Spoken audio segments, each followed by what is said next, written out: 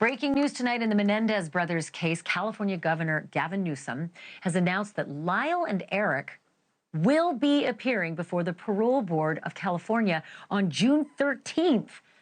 The governor made the announcement just hours ago on his iHeartRadio podcast. On June 13th, both Lyle and Erik Menendez independently will have their final hearing. A report then will be submitted to me on the 13th of June for consideration. We will submit that report to the judge for the resentencing, and that will weigh into our independent analysis of whether or not to move forward with the clemency application to support a commutation of this case. The good news for the Menendez brothers, who were left reeling yesterday after the LA District Attorney Nathan Hochman announced that he was pulling the support of the DA's office for that much hoped for resentencing. Hochman said he wasn't even going to consider backing their sentencing or their resentencing unless they came clean about 16 things he called their unacknowledged lies. He said those lies include saying that the killings were self-defense, saying that their father drugged and raped a friend of theirs, saying that they didn't plan their alibi ahead of time, and saying that Erik's therapist blackmailed them into confessing. And what does Team Menendez say? The brothers' lead attorney, Mark Garagos, says, and I quote, every single one of those things that Hochman mentioned was either abandoned or was cross-examined in the first trial.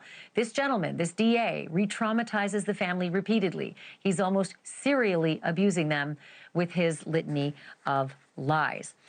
One of the brothers' cousins sent a letter to the U.S. Attorney's Office asking that the DA be removed from the case, saying that he was, quote, hostile, dismissive, and patronizing to the family during two meetings that they had back in January.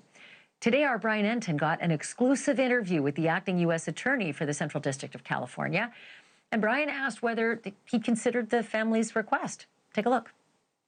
The Menendez family sent a letter to your office saying that their victims' rights have been violated and asking you to look into the DA. Is that something that you plan to do?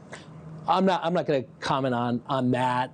You know, I'm not familiar enough with the facts and circumstances there. But anytime we receive something from the public, we'll look at it. What I will say that generally, crime victim rights, the federal statute applies to federal criminal cases, but we'll obviously review anything that we get from members of the public. I'm joined now by Alexandra Kazarian, member of Lyle and Erik's defense team and senior trial attorney at Garagos and Garagos. Oh, boy, do I have a lot to ask you. Let me just start with the way the governor laid out this hearing that both of the boys, now men, have with the parole board. I thought it meant the track for governor's clemency, but he mentioned the resentencing. So can you set it straight? What does this mean? What does this hearing that Lyle and Erik will both have separately mean for two of the tracks that they're on towards freedom?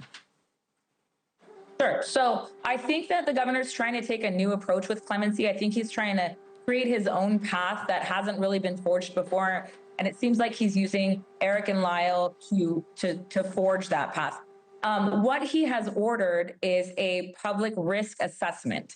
And so he wants to know, he wants to look inside of their brains, basically. He wants to look at their history. He wants to look at the people that they are right now, which is exactly what resentencing is about. Resentencing is about, are you different than the person that you were when you were convicted? Have you spent enough time in custody to actually be rehabilitated? And are you a risk to the public if you're released? So what he has ordered is a risk assessment, and it's a very involved process that is going to take into account how the family feels and how they have been rehabilitated, all of their efforts since then, all of the things that it is very, very obvious that Nathan Hochman has absolutely no interest in. Nathan Hochman has made it very clear that he is interested in keeping the conviction in place. He and the people that he is representing, who are the district attorneys who were involved in the first trial, are very, very interested in retribution and in punishment. And the governor, in stepping in, has said, hold on, nobody's paying attention to the rehabilitation, so I am going to do that. And then the judge can take that report and can assess that. So that's what I want to know. When I was listening to the governor, he said, you know, this will happen on June 13th, and the day after I get the report back.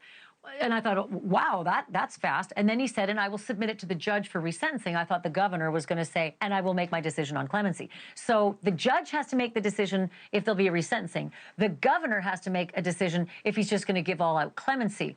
So where are we with that? Like, could clemency happen on June 14th? Or if the 13th report is good, which I assume it will be, the parole board's going to be a good hearing. They've been great in prison. What happens exactly with the governor on June 14th? I mean, that's up to the governor, and we'll find out. Now, we do have the resentencing here still set for the 20th and the 21st. It hasn't been taken off calendar yet. So we could go forward on the 20th and 21st. We could start it and then continue it. There's a lot of different options that can happen. But if the resentencing hasn't been completed by the time that his risk assessment has, then the judge will have the opportunity to look at that. But, you know, the judge may not need that. The judge may hear evidence before then, have a hearing before then, and decide that he can make his decision without that. But it's a great tool to have. Obviously, all of us that support the brothers know that it is going to be a great report. And, you know, it's wonderful that the governor has stepped in to do that, because the DA's office obviously has no interest in looking at the rehabilitation. So let me ask you this. I'm 10 seconds over, but I have got to find out from you. The DA said yesterday, all the boys need to do is apologize and admit to these 16 lies. They called them 16 lies. Is that something that Erik and Lyle Menendez might consider doing? He is a control freak. Sorry, but he is not interested in rehabilitation. He's not interested in that, because those are lies. Those are not truths. Oh, no. Oh, no, we just lost Alexandra. Oh, we just lost you right in the middle of what you said, and I'm over. But I'm taking that your answer is no. They will not admit to what he's asking them to admit to? I'm not even responding to that, because it's not a real thing. It's not a real thing at all. He's being a control freak. He's saying explosive things on camera so that you and other people, no slight to you, but so that it will be repeated on camera, and that he's getting more FaceTime because of it. But it's not a real thing. He's talking about things from the first trial where they weren't even convicted, and where they were exposed and they were cross-examined, and they did come out and admit that they were lying about those things. Those are all issues that have been dealt with, and the jury in the first trial rejected the prosecution's theory, and he's being a hypocrite. Because if they were victims, then he would be saying that, of course, victims of sexual violence don't tell the truth the first time because they're traumatized. Thanks for watching. Go to joinnn.com to find NewsNation on your screen. And don't forget to click the red subscribe button below to get more of NewsNation's fact-driven, unbiased coverage.